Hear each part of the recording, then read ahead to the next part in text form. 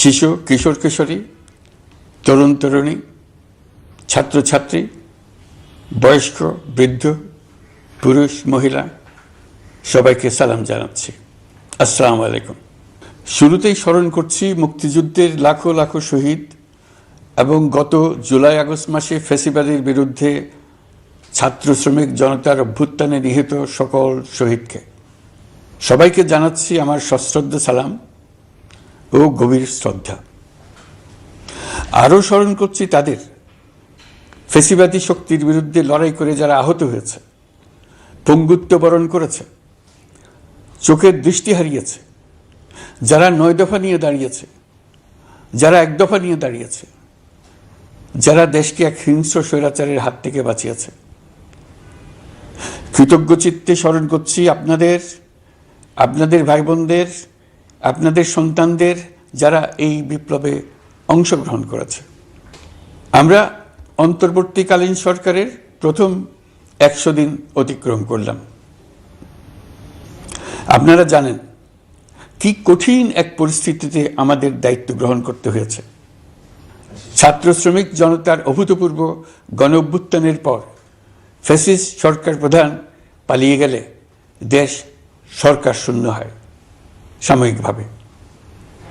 Police প্রশাসন এ সময় সম্পূর্ণ নিষ্ক্রিয় হয়ে পড়লে উদ্বেগজনক এক পরিস্থিতির সৃষ্টি হয়। স্বৈরশাসনে বিপর্যস্ত এই দেশকে আমাদের সবাইকে মিলে পুনর্গঠন করতে হচ্ছে। জুলাই আগস্ট বিপ্লবের পর আমরা এমন একটি দেশ হাতে পেয়েছি যার সর্বত্র ছিল বিশৃঙ্খলা। স্বৈরশাসন টিকিয়ে রাখতে আইন শৃঙ্খলা বাহিনীকে জনগণের মুখোমুখি দাঁড় করিয়ে দেওয়া হয়েছিল। বিপ্লব চলাকালে প্রায় 1,500 ছাত্র শ্রমিক জনতার শহীদে মৃত্যু হয়। আমাদের সরকার প্রতিটি মৃত্যুর তথ্য অত্যন্ত যত্নের সাথে জোগাড় করছে। এই বিপ্লবে আহত হয়েছে 19,931 জন। আহতদের জন্য ঢাকার 13টি হাসপাতাল সহ বিভিন্ন বিশেষায়িত হাসপাতালে চিকিৎসার ব্যবস্থা করা হয়েছে। প্রতিদিনই তালিকায় আরও নতুন নতুন শহীদের তথ্য যোগ হচ্ছে, যারা স্বৈরাচারের আক্রোশের শিকার হয়ে এই পৃথিবী ছেড়ে চলে গেছেন। প্রতিটি হত্যার বিচার আমরা করবই। জুলাই আগস্ট হত্যাকাণ্ডের বিচারের যে উদ্যোগ আমরা নিয়েছি তার কাজও বেশ ভালোভাবে এগিয়ে যাচ্ছে। পতিত স্বৈরাচার শেখ হাসিনাকেও আমরা ভারতের কাছ থেকে ফেরত চাইব। কেবল জুলাই আগস্ট হত্যাকাণ্ডই নয়, আমরা গত 15 বছরে সব অপকর্মের বিচার করব। অসংখ্য মানুষ গুম হয়েছে, খুন হয়েছে। এই সময় আমরা গুমের তদন্তে একটা কমিশন গঠন করেছি। কমিশন প্রধান আমাকে জানিয়েছেন অক্টোবর পর্যন্ত তারা 1600 গুমের তথ্য পেয়েছেন। তাদের ধারণা এই সংখ্যা 3,500 ছাড়িয়ে যাবে। অনেকেই কমিশনের কাছে গুমের অভিযোগ করতে ভয় পাচ্ছেন এই ভেবে যে অভিযুক্ত ব্যক্তিদের দ্বারা তারা আবার আক্রান্ত হতে পারেন, ক্ষতিগ্রস্ত হতে পারেন।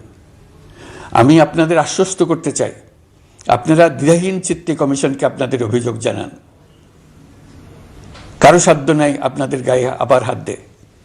গুম কমিশনের সদস্যদের কাছে ভুক্তভোগীদের যে বিবরণ আমরা পেয়েছি তা অত্যন্ত মর্মান্তিক। জুলাই আগস্টের বিপ্লবের পর ছাত্রছাত্রীরা শহর বন্দরের দেয়ালে দেয়ালে তাদের মনের কথা লিখেছে। তাদেরও আগে যারা গুমের শিকার হয়েছে প্রতিটি গোপন আস্তানার দেয়ালে দেয়ালে তারা লিখে গেছেন তাদের কষ্টের মর্মস্পর্শী বিবরণ। তাদের এইসব কষ্টের কথা শুনে আমাদের হৃদয় কেঁপে উঠেছে। এসবের সঙ্গে জড়িতদের আমরা বিচারের কাঠগড়ায় দাঁড় করাবই।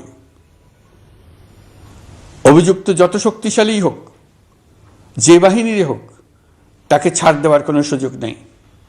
কেবল দেশে নয়, গুম, খুন ও জুলাই আগস্ট গণহত্যার সাথে জড়িতদের আমরা আন্তর্জাতিক আদালতেও বিচারের উদ্যোগ নিয়েছি। ইন্টারন্যাশনাল ক্রিমিনাল কোর্টের প্রধান কৌশলী করিম খানের সঙ্গে আমার এই ব্যাপারে ইতিমধ্যে কথা হয়েছে। আইন শৃঙ্খলা রক্ষাকারী বাহিনীগুলোর কোনো সদস্য কিংবা অন্য কেউ যাতে হত্যা, গুম সহ এই ধরনের কোনো অপরাধে জড়িয়ে পড়তে না পারে, এই জন্য আমরা গুম বিরোধী আন্তর্জাতিক সনদে স্বাক্ষর করেছি। আপনারা দেখেছেন জাতিসংঘের আন্তর্জাতিক মানবাধিকার বিষয়ক হাই কমিশনার ফলকার তুর্ক সম্প্রতি বাংলাদেশ সফর করেছেন। জাতিসংঘ জুলাই আগস্ট হত্যাকাণ্ডের তদন্তে আমাদের সহযোগিতার হাত বাড়িয়ে দিয়েছেন। ডিসেম্বর প্রথম সপ্তাহে তারা আমাদেরকে তাদের রিপোর্ট হস্তান্তর করার প্রতিশ্রুতি দিয়েছে। অতীতের গুমের ঘটনাগুলো তদন্ত কাজেও আমরা নিয়মিত তাদের সঙ্গে যোগাযোগ রক্ষা করে চলেছি। মানবাধিকার রক্ষায় সহযোগিতা করতে ঢাকায় তারা তাদের জনবল বাড়ানোর প্রস্তাব দিয়েছে। আমরা এই প্রস্তাব গ্রহণ করেছি। প্রিয় দেশবাসী, আমি আগেও জানিয়েছি, আবারও জানাচ্ছি, গণ অভ্যুত্থানে সকল শহীদদের পরিবারকে পুনর্বাসন করা হবে, একজনও বাদ যাবে না। সকল আহত শিক্ষার্থী, শ্রমিক, জনতার চিকিৎসার সম্পূর্ণ ব্যয় সরকার বহন করবে। আহতদের দীর্ঘমেয়াদী এবং ব্যয়বহুল চিকিৎসা এবং শহীদদের পরিবারের দেখাশোনার জন্য স্বাস্থ্য মন্ত্রণালয়ের নেতৃত্বে একটি পূর্ণাঙ্গ তালিকা প্রস্তুত করা হয়েছে। প্রতিটি শহীদ পরিবারকে সরকারের পক্ষ থেকে 30 লক্ষ টাকা দেওয়া হচ্ছে। যারা বুলেটের আঘাতে তাদের দৃষ্টিশক্তি হারিয়েছেন, তাদের চিকিৎসার জন্য নেপাল থেকে কর্নিয়া আনার ব্যবস্থা করা হয়েছে এবং যাদের প্রয়োজন তাদেরকে সরকারের পক্ষ থেকে বিদেশে চিকিৎসার জন্য পাঠানো হচ্ছে। জুলাই অভ্যুত্থানের কোনো শহীদ এবং আহত ছাত্র, শ্রমিক, চিকিৎসা সেবা এবং পুনর্বাসন পরিকল্পনা থেকে বাদ যাবে না। এটি অন্তর্বর্তীকালীন সরকারের অঙ্গীকার। এই গণ অভ্যুত্থানের শহীদের স্মৃতি ধরে রাখতে গঠিত জুলাই শহীদ স্মৃতি ফাউন্ডেশন বেশ পাকাপোক্তভাবে তাদের কাজ শুরু করেছে। এই ফাউন্ডেশনকে সরকার 100 কোটি টাকা অনুদান দিয়েছে। এছাড়াও জুলাই আগস্ট বিপ্লবে শহীদ পরিবারের পুনর্বাসন ও আহতদের সর্বোত্তম চিকিৎসা নিশ্চিত করার জন্য সমাজ কল্যাণ মন্ত্রণালয়ের পক্ষ থেকে $5 মিলিয়ন একটি বরাদ্দ প্রস্তাব অর্থনৈতিক সম্পর্ক বিভাগের মাধ্যমে বিশ্ব ব্যাংকে পাঠানো হয়েছে। পতিত স্বৈরাচার পুলিশকে দলীয় কর্মীর মতো ব্যবহার করেছে। বাধ্য হয়ে তাদের অনেকেই গণহত্যায় অংশ নিয়েছেন। খুবই স্বাভাবিক প্রতিক্রিয়া হিসেবে তারা জনরোষের শিকার হয়েছেন। এতে তাদের মনোবল অনেক কমে যায়। আমরা পুলিশের মনোবল ফিরিয়ে এনে তাদের আবার আইন শৃঙ্খলা রক্ষায় কাজে লাগানোর চেষ্টা করছি। এই ক্ষেত্রে অনেক দৃশ্যমান উন্নতিও হয়েছে। আইন শৃঙ্খলা রক্ষায় বাংলাদেশ সেনাবাহিনীকেও কিছু নির্বাহী ক্ষমতা দেওয়া হয়েছে, যা পরিস্থিতির দৃশ্যমান উন্নতিতে সহায়তা করেছে। আমি আপনাদের সবাইকে ধন্যবাদ জানাই। কঠিন এই সময়ে আপনারা সবাই অপরিসীম ধৈর্যের পরিচয় দিয়েছেন। ধন্যবাদ জানাই দেশের রাজনৈতিক দলের নেতৃবৃন্দকে। তারা তাদের কর্মীদের শান্ত থাকার আহ্বান জানিয়েছেন। প্রতিশোধ স্পৃহায় লিপ্ত হয়ে কেউ যাতে হানাহানিতে জড়িয়ে না পড়ে সেই আহ্বান জানিয়েছেন। আপনাদের সবাই এই আহ্বানে সাড়া দিয়েছেন। ফেসিবাদী শক্তি ভয় দেখিয়েছিল তারা ক্ষমতা ছাড়লে দেশে লাখ লাখ লোক মারা পড়বে। টানা 7 দিন পুলিশ প্রশাসন সম্পূর্ণ নিষ্ক্রিয় থাকার পরও ব্যাপক আকারে সহিংসতা এড়ানো গেছে। আমরা যখন দায়িত্ব গ্রহণ করি, বাংলাদেশ তখন সম্পূর্ণ অরক্ষিত একটা দেশ। এই সময় ধর্মীয় সংখ্যালঘুদের মধ্যে অহেতুক আতঙ্ক ছড়ানোর চেষ্টা করা হয়েছে। কয়েকটি ক্ষেত্রে তারা সহিংসতারও শিকার হয়েছেন। কিন্তু এটা নিয়ে যেসব প্রচারণা হয়েছে তা ছিল সম্পূর্ণ অতিরঞ্জিত। অল্প যে সমস্ত সহিংসতার ঘটনা ঘটেছে তার মূল কারণ ছিল রাজনৈতিক।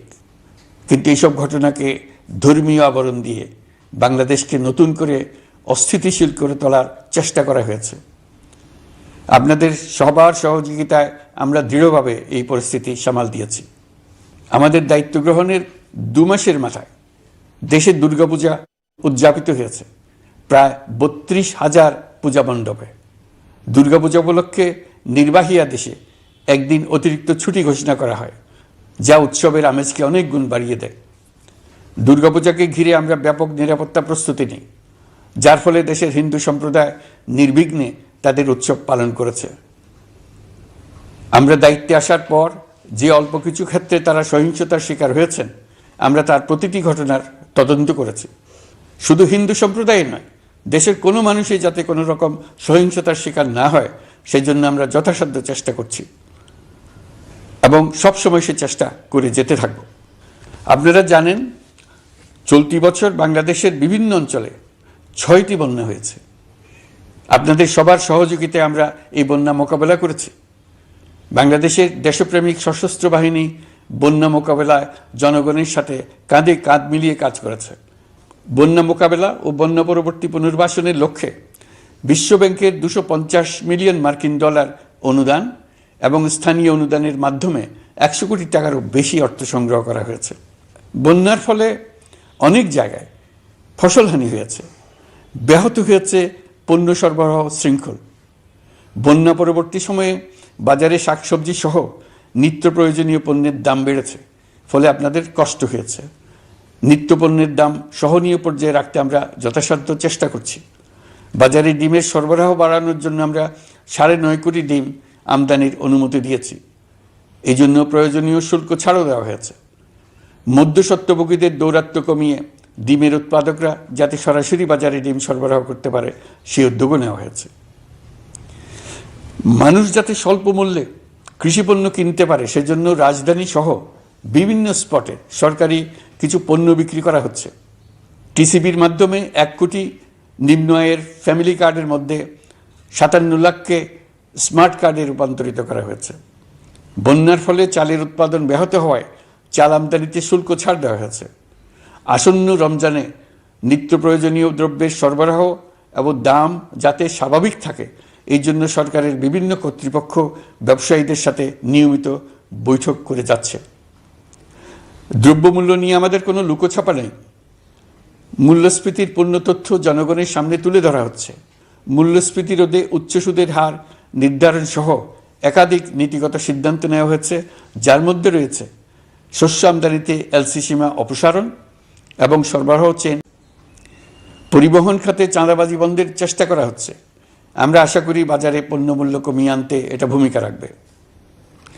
নেপাল থেকে পানি বিদ্যুৎ বাংলাদেশে আনার ব্যবস্থা করা হয়েছে।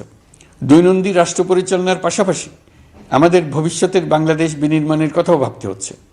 আপনারা সবাই জানেন আমাদের সবচেয়ে গুরুত্বপূর্ণ কাজ হচ্ছে একটি অবাধ সুষ্ঠু নির্বাচন আয়োজনের মধ্য দিয়ে নির্বাচিত সরকারের কাছে দায়িত্ব হস্তান্তর।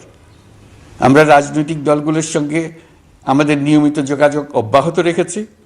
বিভিন্ন ইস্যুতে তাদের মতামত নিয়ে যাচ্ছি। সরকারের সিদ্ধান্ত গ্রহণে এসব মতামত অনেকাংশে প্রতিফলিত হচ্ছে।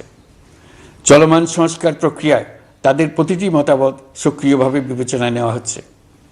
আমরা আশা করছি নির্ধারিত সময়ে ডিসেম্বর-জানুয়ারির মধ্যেই সংস্কার কমিশনগুলো তাদের সুপারিশমালা সরকারের কাছে পেশ করতে পারবে। তাদের সুপারিশ নিয়ে আমরা রাজনৈতিক দলগুলোর সঙ্গে ক্রমাগতভাবে আলোচনায় বসব। সকলের ঐক্যমত্যের ভিত্তিতেই আমরা সংস্কার প্রস্তাব চূড়ান্ত করব। নির্বাচন কবে হবে এই প্রশ্ন আপনাদের সবার মনেই আছে, আমাদের মনেও সারাক্ষণ আছে। আপনারা লক্ষ্য করেছেন নির্বাচন আয়োজনের লক্ষ্যে আমরা প্রয়োজনীয় পদক্ষেপ নিতে শুরু করেছি। কয়েকদিনের মধ্যে নির্বাচন কমিশন গঠন হয়ে যাবে।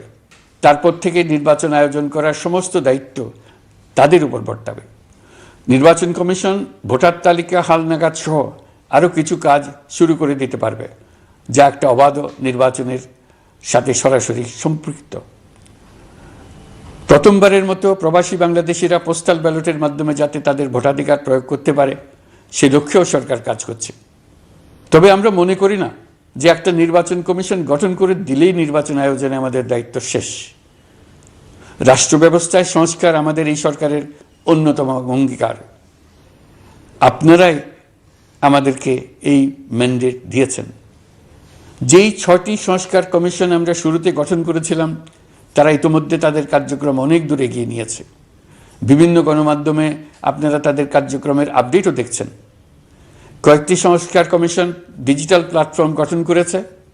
আমার অনুরোধ আপনারা এই প্ল্যাটফর্মে উৎসাহ সহকারে আপনাদের মতামত জানাতে থাকুন। প্রথম 6টি সংস্কার কমিশনের মধ্যে একটি হলো নির্বাচন সংস্কার কমিশন। নির্বাচন অনুষ্ঠানের জন্য এই কমিশনের সুপারিশমালা অত্যন্ত জরুরি। তাদের প্ল্যাটফর্মে যান, আপনার মতামত খোলাখুলিভাবে তুলে ধরুন। আপনি দেশের মালিক, আপনি বলে দিন আপনি কি চান, কিভাবে চান। নির্বাচন নিয়ে আপনাদের সকল বক্তব্য বিনা দ্বিধায় বলতে থাকুন। আপনার মনের কথা তুলে ধরুন। আমার অনুরোধ সংস্কারের কথাটাও একই সঙ্গে বলুন। সংস্কারকে পাশ কাটিয়ে যাবেন না। নির্বাচনের কথা বলার সঙ্গে নির্বাচন ও অন্যান্য ক্ষেত্রে সংস্কারের কথাটিও বলুন। সংস্কার হলো জাতির দীর্ঘমেয়াদী জীবনী শক্তি। সংস্কার জাতিকে বিশেষ করে আমাদের তরুণ তরুণীদের নতুন পৃথিবী সৃষ্টির সুযোগ দেবে। জাতিকে বঞ্চিত করবেন না। নির্বাচন আয়োজনে যে সংস্কার কমিশনের সুপারিশমালায় রাজনৈতিক দলসমূহ এবং দেশের সকল মানুষের মতামত অপরিহার্য, সেই কমিশন হলো সংবিধান সংস্কার কমিশন। এই সুপারিশমালার যে অংশ সকলের কাছে গ্রহণযোগ্য হবে তার ভিত্তিতে নির্বাচনী আইন সংশোধন করতে হবে। সমান্তরালভাবে ভোটার তালিকাও হালনাগাদ করার প্রক্রিয়া চলতে থাকবে। আমি নিশ্চিত নই সংস্কার প্রস্তাবসমূহ বাস্তবায়নের সুযোগ আমরা কতটুকু পাব, তবে আমি আপনাদের কথা দিচ্ছি, আপনারা সুযোগ দিলে প্রয়োজনীয় কিছু অত্যাবশ্যকীয় সংস্কার কাজ শেষ করেই আমরা আপনাদের কাঙ্ক্ষিত নির্বাচন আয়োজন করব। ততদিন পর্যন্ত আমি আপনাদের ধৈর্য ধারণ করার অনুরোধ করব। আমরা চাইব আমরা যেন এমন একটি নির্বাচন ব্যবস্থা সৃষ্টি করতে পারি যা যুগ যুগ ধরে অনুসরণ করা যাবে।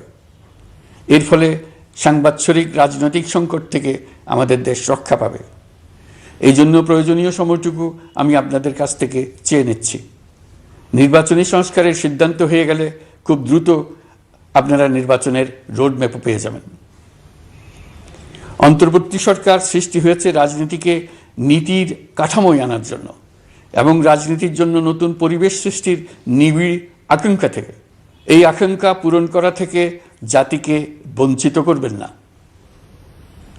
নির্বাচনের ট্রেন যাত্রা শুরু করেছে, এটা আর থামবে না, কিন্তু যেতে যেতে আমাদের অনেকগুলো কাজ সেরে ফেলতে হবে। এই ট্রেন শেষ স্টেশনে কখন পৌঁছবে সেটা নির্ভর করবে কত তাড়াতাড়ি আমরা তার জন্য রেল লাইনগুলো বসিয়ে দিতে পারি, আর তা হবে রাজনৈতিক দলসমূহের ঐক্যমত্যের মাধ্যমে। ইতিমধ্যে অন্যান্য সংস্কার কমিশনের সুপারিশমালা নিয়ে আলাপ চলতে থাকবে। নির্বাচন ছাড়াও আরও গুরুত্বপূর্ণ সংস্কার করার ব্যাপারে ঐক্যমত গঠনের জন্য অতিরিক্ত সময় প্রয়োজন হতে পারে। দেশবাসীর কাছে, বিশেষ করে রাজনৈতিক দলগুলির কাছে আমরা ক্রমাগতভাবে প্রশ্ন তুলতে থাকব, কী কী সংস্কার নির্বাচনের আগে আপনারা করে নিতে চান। নির্বাচনের আয়োজন চলাকালীন কিছু সংস্কার হতে পারে। সংস্কারের জন্য নির্বাচনকে কয়েক মাস বিলম্বিতও করা যেতে পারে। আমরা দুদিন পরে চলে যাব, কিন্তু আমাদের মাধ্যমে জাতির জন্য যে ঐতিহাসিক সুযোগ সৃষ্টি হলো, সেই সুযোগটা যেন কোনো রকমই হাতছাড়া করে না দিই, এটার ব্যাপারে দৃঢ় থাকার জন্য আমি দলমত, নারী পুরুষ, ধর্ম, তরুণ, বৃদ্ধ, ছাত্র, ব্যবসায়ী, শ্রমিক, কৃষক নির্বিশেষে সবার কাছে আহ্বান জানাচ্ছি। আশা করি আপনারা আমার এই আবেদন গ্রহণ করবেন। দেশে সংগঠিত অন্যান্য অপরাধের বিচার প্রক্রিয়া ত্বরান্বিত করার জন্য দেশের বিভিন্ন জেলায় সহস্রাধিক প্রসিকিউটর নিয়োগ দেওয়া হয়েছে। হাইকোর্টে ইতিমধ্যে নিয়োগ দেওয়া হয়েছে 23 জন নতুন বিচারক। বিচার বিভাগকে ঘুষ ও দুর্নীতিমুক্ত করার জন্য সম্ভব সব ধরনের চেষ্টাই করা হচ্ছে।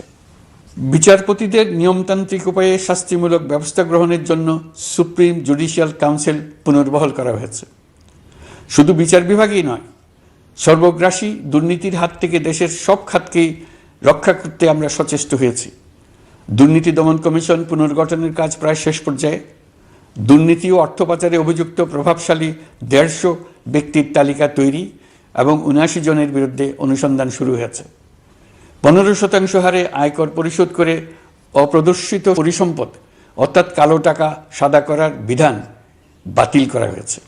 সরকারি কার্যক্রমকে গতিশীল করতে বিভিন্ন পর্যায়ের 19,084 জন কর্মকর্তা কর্মচারীকে পদোন্নতি, 13,429 জনকে বদলি এবং 12,636 জনের বিরুদ্ধে শাস্তিমূলক ব্যবস্থা গ্রহণ করা হয়েছে। সাংবিধানিক প্রতিষ্ঠান পাবলিক সার্ভিস কমিশন পুনর্গঠন করা হয়েছে। কুখ্যাত সাইবার সিকিউরিটি আইন বাতিলের নীতিগত সিদ্ধান্ত হয়েছে। এই আইনের অধীনে হওয়া যেসব মামলা মানুষের মত প্রকাশের অধিকারের সাথে সম্পর্কিত সেগুলো প্রত্যাহার করা হয়েছে। এছাড়াও 133টি আইন বিধিবিধান তৈরি ও সংশোধন করা হয়েছে। 353টি গুরুত্বপূর্ণ নীতি নির্ধারণের সিদ্ধান্ত গ্রহণ করা হয়েছে। ছাত্রছাত্রীদের দাবি মেনে ইতিমধ্যে সরকারি চাকরির বয়সসীমা 32-এ উন্নীত করা হয়েছে। আমরা জানি আমাদের কাছে আপনাদের আরও অনেক দাবি দেওয়া আছে। দীর্ঘদিনের অপশাসন, অত্যাচার, অনাচারের ফলে আপনাদের মনে অনেক ক্ষোভ পঞ্জীভূত হয়েছে। দেশে বাক স্বাধীনতা না থাকায় আমরা কেউ আমাদের মতামত, দাবি দেওয়া প্রকাশ করতে পারিনি। আমরা আপনাদের প্রতিটি দাবির প্রতি সহানুভূতিশীল। আমরা ধৈর্য সহকারে আপনাদের কথা শুনতে চাই, কিন্তু সেজন্য আপনারা সড়ক অবরোধ করে জনদুর্ভোগ সৃষ্টি করলে আমাদের সকলেরই অসুবিধা হয়। আমাদের একান্ত অনুরোধ, আপনারা নির্দিষ্ট চ্যানেল মেনটেন করে আপনাদের দাবি দেওয়া পেশ করবেন। আমাদের বৃহৎ রপ্তানি পণ্য গার্মেন্টস শিল্পে গত কিছুদিন ব্যাপক অস্থিরতা বিরাজ করছে। ফ্যাসিস্ট সরকারের সুবিধাভোগী বেশ কিছু গার্মেন্টস মালিক পালিয়ে যাওয়ায় শ্রমিকদের বেতন ভাতা নিয়ে অনিশ্চয়তা তৈরি হয়েছে। অন্য অনেক কারখানাও শ্রমিকদের ন্যায্য বেতন সহ অন্যান্য সুবিধা থেকে বঞ্চিত ছিল। শ্রমিকরা তাদের দীর্ঘদিনের বঞ্চনার প্রতিবাদ জানাতে এবং অনিশ্চয়তা থেকে মুক্তি পেতে রাস্তায় নেমে আসে। আমরা তাদের কথা শুনেছি, তাদের আলোচনার টেবিলে নিয়ে আসতে পেরেছি। আমরা অত্যন্ত আনন্দিত যে মালিক শ্রমিকের মধ্যে 18 দফার একটা ব্যাপক ভিত্তিক চুক্তি স্বাক্ষরিত হয়েছে। বড় ধরনের কোনো সহিংসতা ছাড়াই আমরা শ্রমিক অসন্তোষ নিরসন করতে পেরেছি। তারা আবার উৎপাদনে ফিরেছে। এতে প্রাণ ফিরে পেয়েছে বাংলাদেশের রপ্তানিমুখী এই শিল্প। নানা প্রতিকূলতা সত্ত্বেও অক্টোবর মাসে আমাদের রপ্তানিতে প্রবৃদ্ধি হয়েছে প্রায় 21%। আমরা যখন কাজ শুরু করেছি দেশের অর্থনীতি ছিল বিপর্যস্ত, বৈদেশিক মুদ্রার রিজার্ভ ছিল তলানিতে। আসার কথা, এই রিজার্ভ পরিস্থিতি এখন উন্নতির পথে। গত 3 মাসে রিজার্ভে কোনো রকম হাত না দিয়েই আমরা প্রায় $2 বিলিয়ন বৈদেশিক ঋণ শোধ করতে পেরেছি। জ্বালানি তেল আমদানিতে পুঞ্জীভূত বকেয়ার পরিমাণ $478 মিলিয়ন হতে কমিয়ে $160 মিলিয়ন আনতে পেরেছি। অর্থনীতি পুনরুদ্ধারে আমরা সর্বাত্মক চেষ্টা চালিয়ে যাচ্ছি। বিশ্বব্যাংক, IMF সহ বিভিন্ন দাতা সংস্থা ইতিমধ্যে ঋণ ও অনুদান হিসেবে $8 বিলিয়ন দেওয়ার প্রতিশ্রুতি দিয়েছে, যা আমাদের ভঙ্গুর অর্থনীতিকে সচল করতে সক্ষম হবে। পতিত সরকার আমাদের জন্য যে ভঙ্গুর অর্থনৈতিক পরিস্থিতি রেখে গিয়েছে, তাতে রাজস্ব আদায়ে গতি আনতে হিমশিম খেতে হচ্ছে জাতীয় রাজস্ব বোর্ডকে। এর মধ্যেও জুলাইয়ের নেতিবাচক অবস্থা থেকে অক্টোবর নাগাদ রাজস্ব আদায়ে 9.9% প্রবৃদ্ধি অর্জিত হয়েছে। আগের অর্থ বছরের সংশোধিত বাজেটে বিপুল রাজস্ব ঘাটতি ছিল, যে কারণে এবার শুরু থেকেই রাজস্ব আদায়ের লক্ষ্যমাত্রা অনেক বেড়ে যায়। এর ফলে স্বৈরাচার পতনের পরবর্তী 3 মাসে 9.9% রাজস্ব বৃদ্ধির পরেও লক্ষ্যমাত্রার বিপরীতে 23%-এর বেশি ঘাটতি থেকে যায়। রাজস্ব আদায়ের গতি আনতে আমি এখন অনলাইনে আয়কর রিটার্ন জমা দিতে উৎসাহিত করছি। আন্তর্জাতিক সাহায্য সংস্থা, বিশ্বব্যাংক, IMF, UNDP ইত্যাদি প্রধানদের সঙ্গে আমার দীর্ঘ বৈঠক হয়েছে। তারাও বাংলাদেশকে নতুনভাবে এবং সর্বাত্মকভাবে সাহায্যের জন্য তাদের আগ্রহ ব্যক্ত করেছেন। চীনের পররাষ্ট্রমন্ত্রীর সঙ্গে একান্ত বৈঠকে চীনের পক্ষ থেকে যাবতীয় সাহায্যের আশ্বাস দিয়েছেন। 100 দিন আগে আর্থিক দিক থেকে আমরা যে লণ্ডভণ্ড অবস্থা থেকে যাত্রা শুরু করেছিলাম, সেটা এখন অতীত ইতিহাস হয়ে দাঁড়িয়েছে। এই 100 দিনে অর্থনীতি সবল অবস্থানে চলে আসছে। এটা সম্পূর্ণ নিজস্ব নীতিমালা দিয়ে হয়েছে।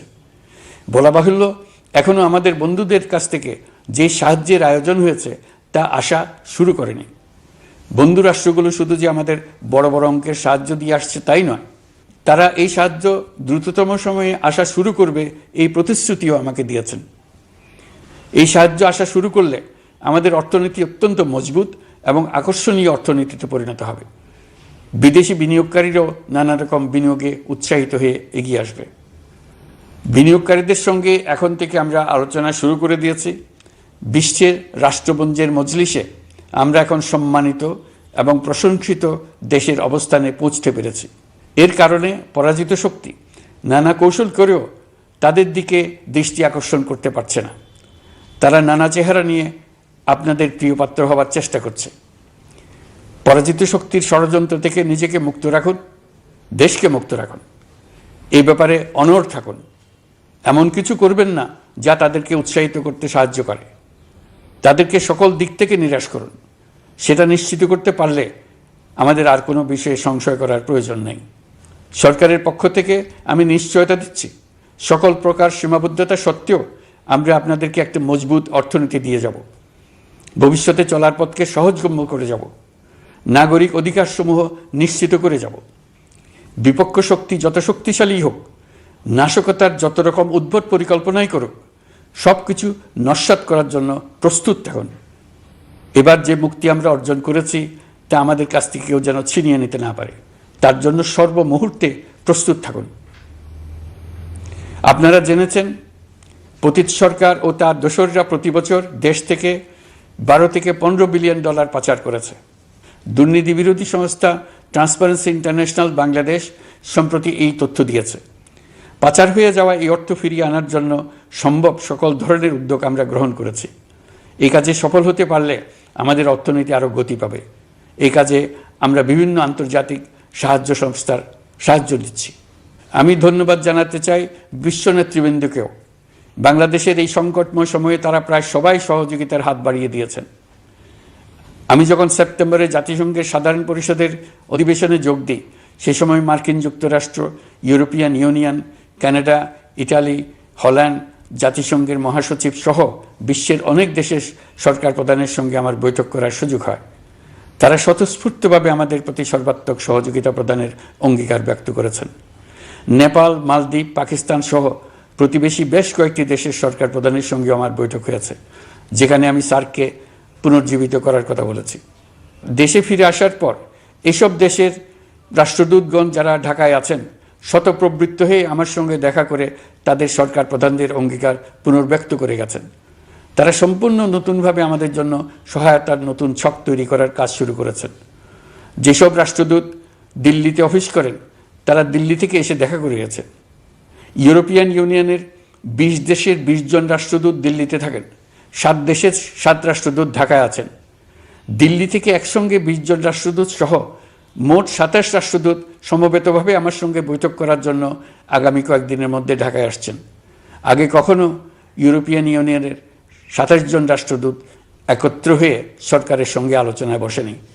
দিল্লি থেকে এই বিশাল সংখ্যক রাষ্ট্রদূত একসঙ্গে বৈঠক করার জন্য কোনোদিন আসেনি। এবার এই কাজটি করার পেছনে আছে ইউরোপিয়ান ইউনিয়নের সমর্থন প্রকাশ করা এবং অর্থনৈতিক ক্ষেত্রে উচ্চ পর্যায়ের সহযোগিতা গড়ে তোলা। ইতিমধ্যে আমার সঙ্গে দেখা করেছেন সৌদি আরব, সংযুক্ত আরব আমিরাত, ব্রাজিল, তুরস্ক, রাশিয়া, ফিনল্যান্ড, সিঙ্গাপুর, লিবিয়া সহ অনেক দেশের রাষ্ট্রদূত। দ্বিপাক্ষিক নানা সহযোগিতা সহ বাণিজ্য বিনিয়োগ বৃদ্ধির আশ্বাস তারা দিয়েছেন। আমরা প্রবাসী বাংলাদেশিদেরও বেসরকারি খাতে বিনিয়োগ করার জন্য আহ্বান জানাচ্ছি। বাংলাদেশের অর্থনৈতিক উন্নয়নে তরুণদের কর্মসংস্থানের মূলে রয়েছে বেসরকারি খাত। আমাদের বিনিয়োগ বোর্ডের নির্বাহী চেয়ারম্যান 2 শতাধিক বেসরকারি প্রতিষ্ঠানের প্রধান নির্বাহী, উদ্যোক্তা ও বিনিয়োগকারীর সঙ্গে পৃথক পৃথকভাবে বৈঠক করেছেন। নীতির ধারাবাহিকতার অভাব, সরকারি বেসরকারি পর্যায়ে মত বিনিময়ের অভাব, সরকারি অফিসের জটিল প্রক্রিয়া এবং সর্বোপরি দুর্নীতি বিদ্যমান বিনিয়োগকারীদের সমস্যায় ফেলেছে। বিনিয়োগকারীদের উদ্বেগ নিরসনে আমরা অনেকগুলো কাজ করেছি। ইতিমধ্যে সত্যিকারের ওয়ান স্টপ সার্ভিস চালু হয়েছে। বিনিয়োগ সংক্রান্ত চ্যালেঞ্জ সমাধানে আন্তঃমন্ত্রণালয় কমিটি গঠন করা হয়েছে। বেসরকারি খাতের উপদেষ্টা কাউন্সিল ও ডিজিটালাইজেশনের মাধ্যমে সরকারি অফিসে না এসে প্রয়োজনীয় কর্মসম্পাদনের পদক্ষেপ নেওয়া হয়েছে। বিনিয়োগ উন্নয়ন সংস্থা আমাদের অগ্রগতির বিষয়ে সবাইকে মাসিক ভিত্তিতে আপডেট করে যাচ্ছে। আমরা প্রবাসীদের কল্যাণে কাজ করছি। আমার অনুরোধে সংযুক্ত আরব আমিরাত সাজাপ্রাপ্ত 57 জন সহ অন্যান্য বাংলাদেশিকে মুক্তি দিয়েছে। এইসব বাংলাদেশি যাবজ্জীবন কারাবাসের ঝুঁকি নিয়ে ফেসিবাদের বিপক্ষে প্রতিবাদ করেছিল। বাংলাদেশিরা এরকম প্রতিবাদ আরও অনেক দেশেই করেছেন। আমরা তাদের প্রতি কৃতজ্ঞ। কয়েকদিন আগে বাকুতে সংযুক্ত আরব আমিরাতের প্রেসিডেন্ট জনাব শেখ মোহাম্মদ বিন জায়েদ আল নাহিয়ানের সঙ্গে আমার কথা হয়েছে। তাকে বাংলাদেশের পক্ষ থেকে ধন্যবাদ জানিয়েছি। তিনি বলেছেন বাংলাদেশের জন্য যে কোনো সাহায্য লাগলে আমি যেন তাকে জানাই। প্রবাসীদের কল্যাণে আমাদের সরকার সম্ভব সব ধরনের উদ্যোগ গ্রহণ করে যাচ্ছে। আপনারা জানেন মালয়েশিয়ার প্রধানমন্ত্রী আনোয়ার ইব্রাহিম সম্প্রতি বাংলাদেশ সফর করেছেন। 18,000 বাংলাদেশি যারা সব ধরনের আনুষ্ঠানিকতা মেনে চলার পরেও স্বৈরাচারী সরকারের অব্যবস্থাপনার জন্য মালয়েশিয়া যেতে পারেন নাই, তিনি তাদের জন্য মালয়েশিয়ার দ্বার আবার উন্মুক্ত করার আশ্বাস দিয়েছেন। এই লক্ষ্যে আমরা কাজও শুরু করেছি। আপনারা জেনে থাকবেন মালয়েশিয়া আগামী বছর দক্ষিণ পূর্ব এশিয়ার আঞ্চলিক সহযোগিতা সংস্থা আসিয়ানের চেয়ারম্যানের দায়িত্ব নিতে যাচ্ছে। আমরা ইতিমধ্যে আসিয়ানের সদস্য পদের জন্য আবেদন করেছি। মালয়েশিয়ার প্রধানমন্ত্রী আমাদের আবেদন সক্রিয়ভাবে বিবেচনার আশ্বাস দিয়েছেন।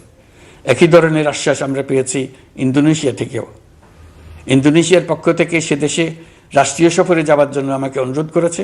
সৌদি আরব সহ বিশ্বের আরও অনেক দেশ আমাদের সঙ্গে সহযোগিতা বৃদ্ধির প্রস্তাব দিয়েছে। প্রথমবারের মতো ওআইসি সদর দপ্তরে আমরা স্থায়ীভাবে রাষ্ট্রদূত নিয়োগ দিয়েছি। তুরস্কের রাষ্ট্রপতি রিসেপ তাইয়েপ এরদোগানের সাথে আগে আমার টেলিফোনে আলাপ হয়েছে।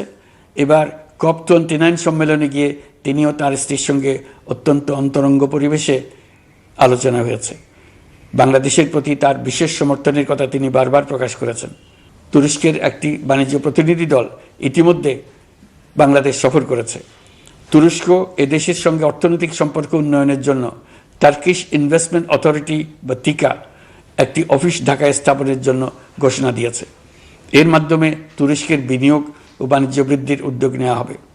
এ উদ্দেশ্যে চলতি মাসে একটি উচ্চ ক্ষমতা সম্পন্ন দল তুরস্ক থেকে বাংলাদেশে আসছেন। প্রিয় দেশবাসী, নতুন হজ প্যাকেজ ঘোষণা করা হয়েছে। তাতে হজের ব্যয় 1 লাখ টাকারও বেশি কমিয়ে আনা হয়েছে। পাশাপাশি আমরা এই সিদ্ধান্ত গ্রহণ করেছি, এই বছর সরকারি খরচে কাউকে হজে পাঠানো হবে না। আমরা নতুন বাংলাদেশকে একটা পরিবেশ বান্ধব এবং জীব বৈচিত্র্যময় দেশ হিসেবে গড়ে তোলার উদ্যোগ নিয়েছি। এটি তরুণদের আকাঙ্ক্ষা, আমাদের সবারই আকাঙ্ক্ষা।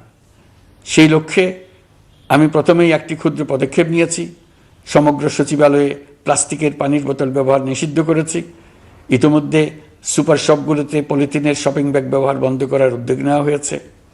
গত কয়েক দশকে যে পরিমাণ নদী দূষণ হয়েছে, আমরা তা বন্ধ করার উদ্যোগ নিয়েছি। আপনারা সবাই অবগত আছেন, জলবায়ু পরিবর্তন আমাদের জীবনযাত্রার জন্য কীরকম হুমকি হয়ে আসছে।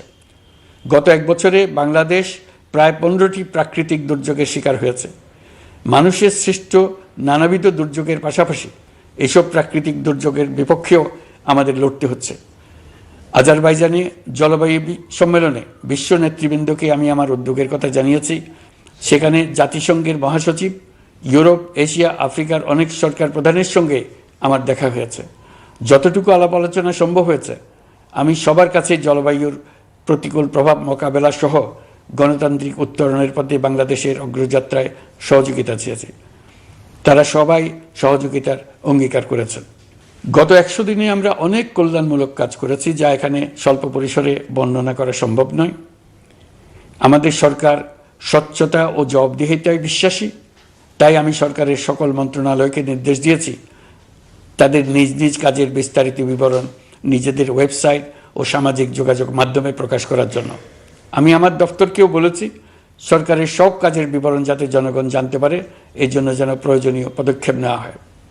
এই সরকারকে ব্যর্থ করার জন্য, অকার্যকর করার জন্য বিশাল অর্থে বিশ্বব্যাপী এবং দেশের প্রতিটি স্থানে, প্রতিটি প্রতিষ্ঠানে এক মহাপরিকল্পনা প্রতি মুহূর্তে কার্যকর রয়েছে।